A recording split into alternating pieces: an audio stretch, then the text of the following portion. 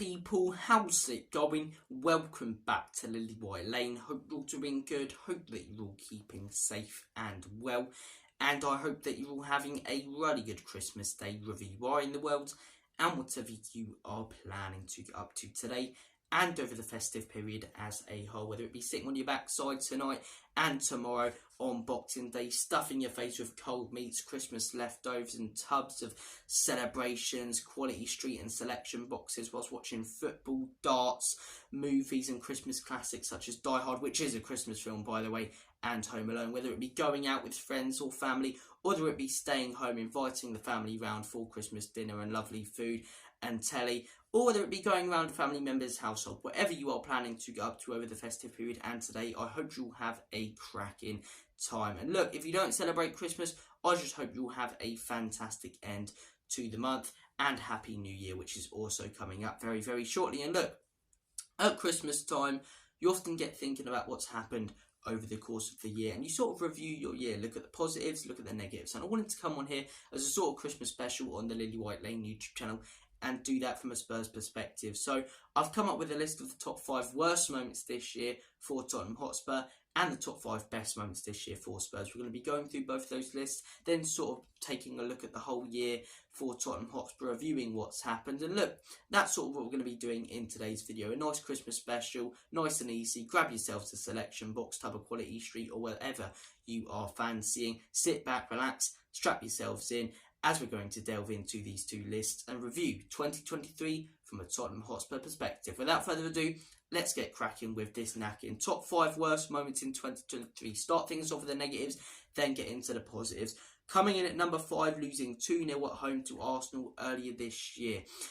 This was a horrific result, and it's made more horrific by the fact that beforehand we hadn't lost at home to Arsenal since that Rosicky stunner. I think that was 2013, may have been 2014, but years and years since we'd lost at home to Arsenal, and our record was fantastic. But look, we didn't even come into this game expecting to get a result. Arsenal came into it on great form, we came into it on very poor form. It's why it always frustrates me when people come up with this statement that form goes out the window in derbies. It's like, sometimes it does, but it doesn't really. Arsenal were on great form, we were on poor form.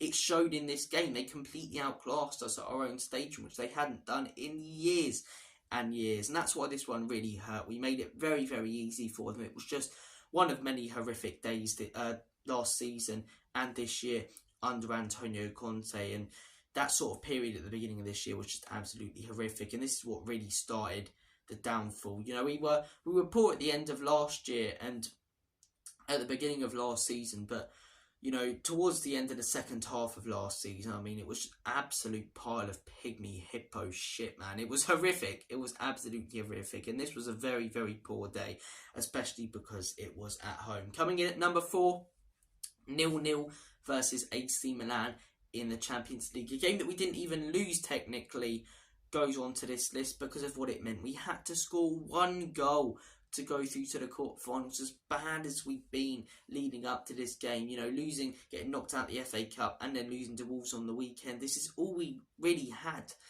in terms of our season to progress in the Champions League. And we were just so cautious in the game. We didn't throw anything at it. The football was horrific. We needed to score 1 goal against a very average AC Milan team, and we couldn't. They just sat back, soaked up the pressure and beat us quite comfortably. Got knocked out of the Champions League. And why this one's on here is because it was basically the end to the season. It was the start of the downfall for Antonio Conte. It was only a few weeks later that he got sacked, and we get onto that in this list as well. But yeah, what a horrible, horrible day this was. A lot of horrible days this year. A lot of horrible days this year. Very Merry Christmas. How positive am I? We come on here to do a Christmas special, and I'm going through how bad some of the days have been this year. But we will get to some positive, you know, days and things that have happened this year, because there have been a lot of positive things this year at Tottenham Hotspur. More in the second half, but we'll get onto that in a bit. Coming in at number 3, 6-1 away against Newcastle. Oh, this one was horrible. This one really was horrible. I get PTSD thinking about it now. I mean, 5-0 down in 20 minutes away from home. Tottenham Hotspur this was as well, not Sheffield United or Watford or a team getting smashed away at St James's Park. We travelled away to a team who were good last season but weren't title contenders or one of the greatest teams ever, and we were 5-0 down in 20 minutes. I mean, this showed how really bad we were at the end of last season. We were pathetic. The players didn't care.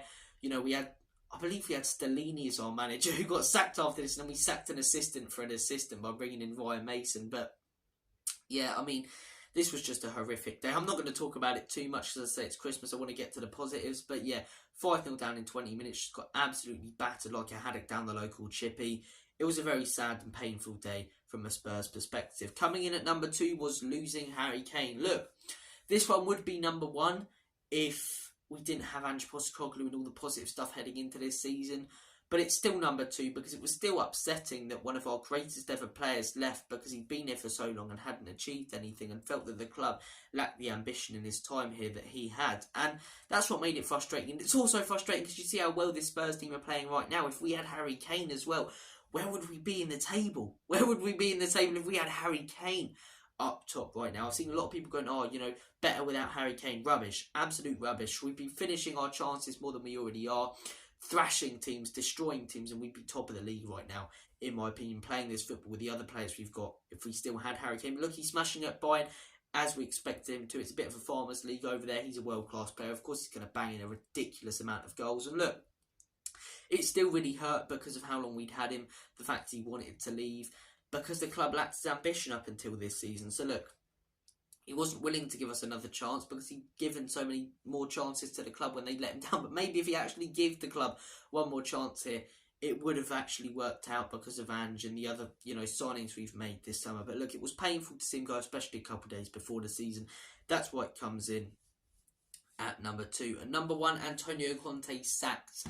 Some people might call this a positive. I think it was a massive negative because, yet again, another super successful manager had come to Tottenham Hotspur and failed to win, failed to achieve, you know, failed to do anything with the club really right after Jose Mourinho. And this was the lowest of lows. I'm not just saying the moment Antonio Conte was sacked. What I mean by this was the whole, you know, few weeks leading up to it and after, where that period of last season was just horrific. He got sacked after the Southampton game, the ran. And it just didn't feel like we could go anywhere. I didn't know if any other manager would ever want to join this football club. Obviously, we've got Ange now, which is fantastic. And he'll obviously be quite high on the next list, no spoilers. But yeah, it was really upsetting to see another serial winner be sacked by Tottenham Hotspur and unable to achieve at this football club. And it really made me think as a Spurs fan, will I ever see my club win a trophy? Genuinely, because 2 serial winners in a row and they haven't been able to achieve or do anything, and the owners are just happy with top 4, and it was just such a low point. And to see a serial winner like Conte, who we all backed from the beginning, get sacked and go so wrong for him, it was painful. It was painful the state the club was in. It was painful to see him go the way that he did and the way he left the football club. And look, those are the 5 worst moments. We've got those out of the way, got the negatives out of the way. Now let's delve into the positives. The top 5 best moments in 2023 for Tottenham Hotspur. Coming in at number 5, I couldn't help myself putting this one on there.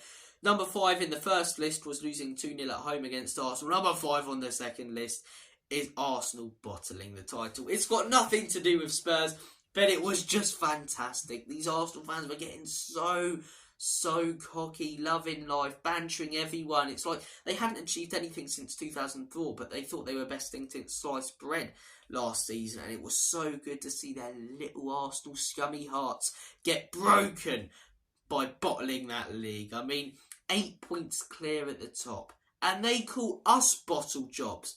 They called us bottle jobs. I'm going to have a little bit of fun because it's Christmas, right?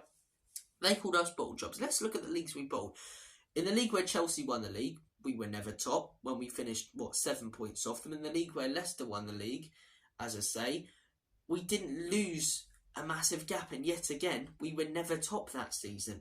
How can you bottle something if you're not leading it? It's like, people are stupid, man. Arsenal fans said we bottled that league title. How could we bottle a league title if we never had the league title at all? If we were never top of the league, they were 8 points clear last season. Do you know what? They effed it up. They threw it out the window. They ballsed it up, nosed it up, whatever way you want to say it. They completely cocked it up. 8 points clear. It was great to see that cocky little Lego head knobhead of a manager, Mikel Arteta, break down in tears and get upset that his players are absolute bottle jobs. And it made a horrific season from a Spurs perspective that little bit better towards the end. It's like, yeah, we've had a horrendous season. We're absolutely crap. But it was quite fun to see Arsenal completely bottle the league. It was a massive positive at the end of what was a horrendous season and time to be a Spurs fan. And just Mikel Arteta's, I hate the guy. I genuinely hate the guy. And to see him so upset and their players so upset and the way they bottled the league. I mean, they could win it this season because Liverpool aren't putting in the best performances. City are really dropping off. And Villa's away form isn't 100%. And I think they will drop off towards the end of the season. I think they've got a real chance this season. But last season, it was really funny how cocky they got, how excited they got, and to see their little Arsenal hearts get broken by Manchester City, who came in like a train at the end of the season, went on a brilliant run and battered them 4-1. And look, that comes in at number 5 in the top 5 best moments for Tottenham Hotspur this season. It's Spurs related, I'm going to put it on there. Coming in at number 4 is the draw away against Arsenal this season, 2-2. And Arsenal fans were laughing at our celebrations after this game, going, you celebrated a draw, this is how much it means to you. We're not celebrating a draw because you're so far ahead of us and because we're so far behind you. We're celebrating a draw because of how cocky you got before the game. Arsenal fans before the game, Paul Merson, for example, was saying that Arsenal would batter Spurs 5-1. Turkish from AFTV said 5-1. Arsenal fans were thinking that this was going to be an easy ride, that we were some ridiculous gun-ho team with no midfield structure, no solidity in defence and no clinical strikers or attackers. We completely proved them wrong. We travelled to the Emirates, which was our first real tough away ground that we went to this season. We put in a fantastic performance and we outclassed them. And in all honesty, if we took some of our other chances, that Brennan Johnson chance, a couple of chances in the second half, there's someone that hit the side netting, we could have gone on to win this game. We really could have. And as I say, the reason it goes on this list is because it really showed to me that we're going in the right direction, that in phase 1 of a rebuild, under Ange Postecoglou, we can compete with the top sides. And Arsenal, they were a top side last season. They look like they're going to be a top side this season. The fact we shut all of their fan base up and competed with them and should have beaten them and didn't let them beat us at their own place, it was a fantastic result, a fantastic day and a fantastic time to be a Spurs fan, to silence all of those haters and Arsenal fans. That's why it comes in at number 4. At number 3, beating Sheffield United 2-1. Another fantastic moment this season that really had me believing that we can achieve something special under Ange Postecoglou and over the next few years with this manager at the helm. I mean, seasons ago we would have lost this game. Under Jose we probably lose this game. Under Conte we probably lose this game. Under Poch we definitely lose this game. All the chances, all the shots, over 25 shots as I say, but we were 1-0 down in the 97th minute. Richarlison pops up with a late equaliser from a corner. And from there, I knew we were going to win it because I knew that this season we've had a changed mentality. The mentality's been changed by the manager. The Spursy mentality, this season has been non-existent. And Kulusevski, who's just been phenomenal this season, steps up with a fantastic goal. And from a losing position, in added time, in the 97th minute and I believe the 99th, we go on to beat Sheffield United, completing one of the latest ever comebacks in Premier League history. If not the latest comeback, I'm not entirely sure, but it was a fantastic day. And look, I could have put the Liverpool win on here, I could have put other big wins on here, and I know rival fans will banter the fact that I'm putting Sheffield United's win on here, but those same Arsenal fans who will banter that will probably put the Bournemouth win last season on this list. There's something to be said about grinding out a result and coming away with a huge 3 points by scoring a late winner. It shows that you've got the right mentality. It shows as a club you're going in the right direction. And yeah, it was just a fantastic day to be a Spurs fan. What a goal by Kulusevski. What a day. What a day. Coming in at number 2, signings in the summer. Maybe a little bit of a cheap one. I was thinking about putting Vicario, Maddison, Van den Ven, but I thought I'd all put them into one because, the summer transfer window, basically. That's what I've gone with. But the 3 signings we made this summer are genuinely the 3 best signings I've seen us make in the ENIC and Levy era. Mickey Van den Ven, Guglielmo Vicario and James Maddison. James Maddison, a superb signing, a player in the prime of his career who's absolutely flying, who's creative. Finally, we found a proper replacement for Christian Eriksen. It's a real shame that he's injured now because he started the season so well. And I genuinely believe when we get him and Mickey back, we can finish the season just as strongly as we started it. But this guy was an absolutely phenomenal signing. Mickey Van den Ven, I've just mentioned him there. An absolutely fantastic signing. For years, we've been looking for a left-sided centre-back to partner Romero. Mickey Van den Ven is him. He's been absolutely superb. And you see when he plays next to Romero, he ups Romero's level, and I can't wait for him to come back, hopefully, at the beginning of January. And Vicario, in my opinion, is the pick of the bunch. I absolutely love the signing of James Maddison, and I absolutely love the signing of Mickey van den Ven. But Hugo Lloris was a shambles of a goalkeeper last season. He was. I mean, at times for Spurs previously, he'd been one of the best goalkeepers in the world. But last season, he was pathetic. And you could see the seasons before he was getting worse and worse and deteriorating as a goalkeeper. And he was making mistake after mistake after mistake that cost us last season. So we needed a new goalkeeper in the summer. And we were linked with two, David Raya and Vicario.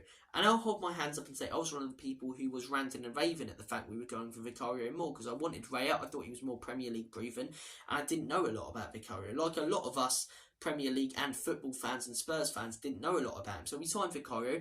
Personally, I wasn't too happy, but I said I'll back this guy. And the more I read into the guy, the more excited I was. The more I was looking at highlights. And look, highlights can make anyone look good. Highlights can make, Bobby eats a pizza every single day down at Sunday League look like prime Maradona in the midfield. But I was looking at some of his YouTube highlights, reading up about some of the comments.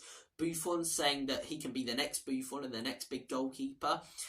And I started regaining faith in this guy. And I saw him in the Brentford game, he looked okay. Saw him in the Man United game, he looked superb. Saw him in the Bournemouth game, he looked superb. Saw him in the Burnley game, he looked superb. And after those first 4 games, I thought we've got a goalkeeper on our hands right now. And the more I've watched this guy, the more I fell in love with him as a goalkeeper. He's just been absolutely outstanding. Everything you want in a goalkeeper. His distribution is top tier, Playing out from the back, he's fantastic. I haven't seen him make one mistake when it comes to playing out from the back.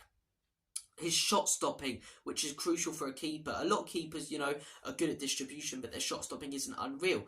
Vicario is phenomenal at both. His shot stopping in so many games this season has saved us. That Fulham game could have ended 2-2. They had 2 big chances, which were brilliantly saved early on and in the last few minutes by Vicario. And a lot of games like that where Vicario stepped up and made some absolutely phenomenal saves. I mean, the guy's just been absolutely outstanding. In my opinion, the best goalkeeper so far this season in the Premier League. Alisson's a close second, but what signing this guy's been. And the reason I think he's our best one is because of everyone's expectations. A lot of people not really knowing who he was and the impact he's made in the Premier League, next to none in terms of goalkeepers. I mean, to make an impact as a goalkeeper, it's hard, especially at a big club. We've seen that with the likes of Onana, but Vicario, he's been absolutely mustard. And coming in at number 1, you guessed it, appointing Ange Postecoglou.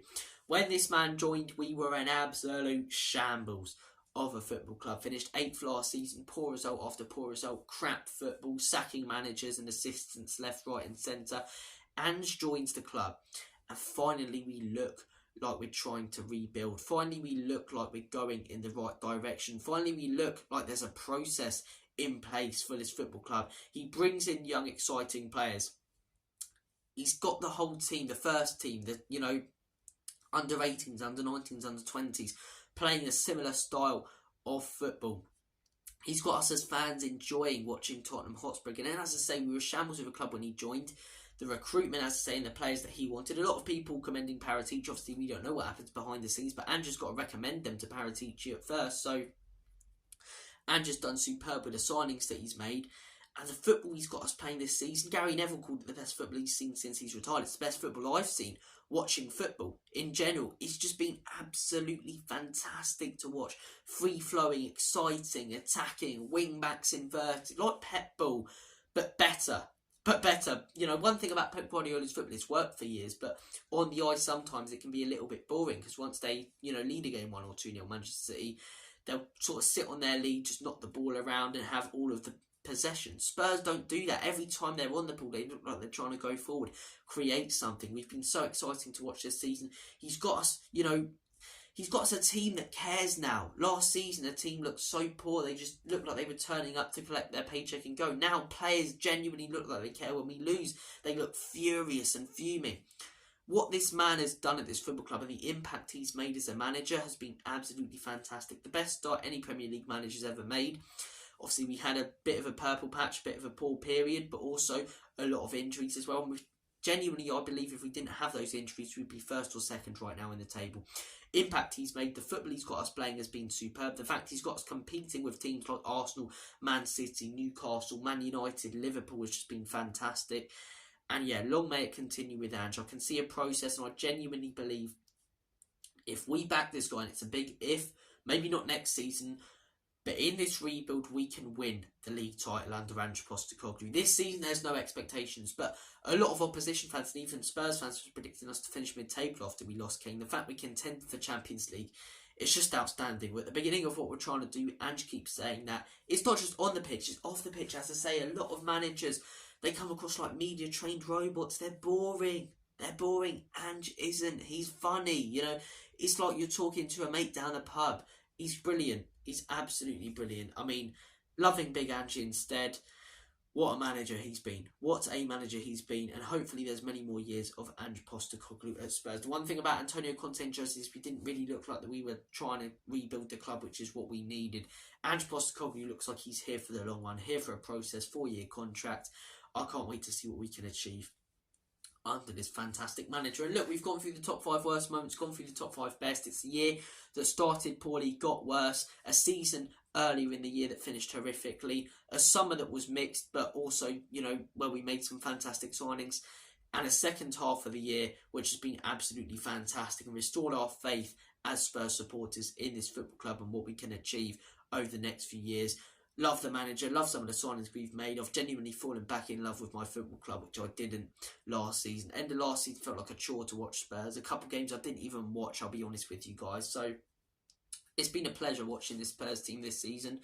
Hopefully there's many more years of Ange Postecoglou. And yeah, that has been your lot. Thank you for watching this Christmas special. Comment down below your top 5 best and worst moments and a little Christmas question. Your favourite Christmas film. And look, you guys, thank you all so much for your support this season.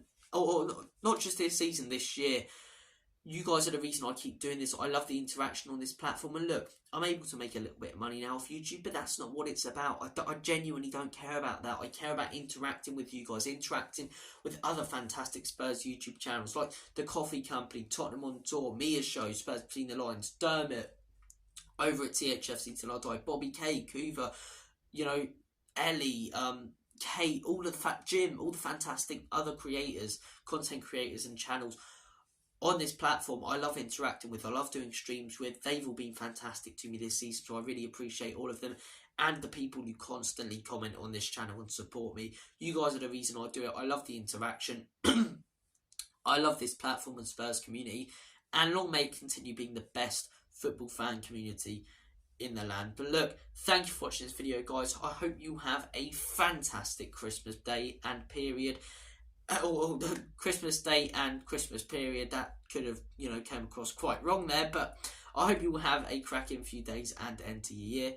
And as always, come on you Spurs, in Big Ange we trust. Enoch and Levy out. Hope you'll have a very Merry Christmas.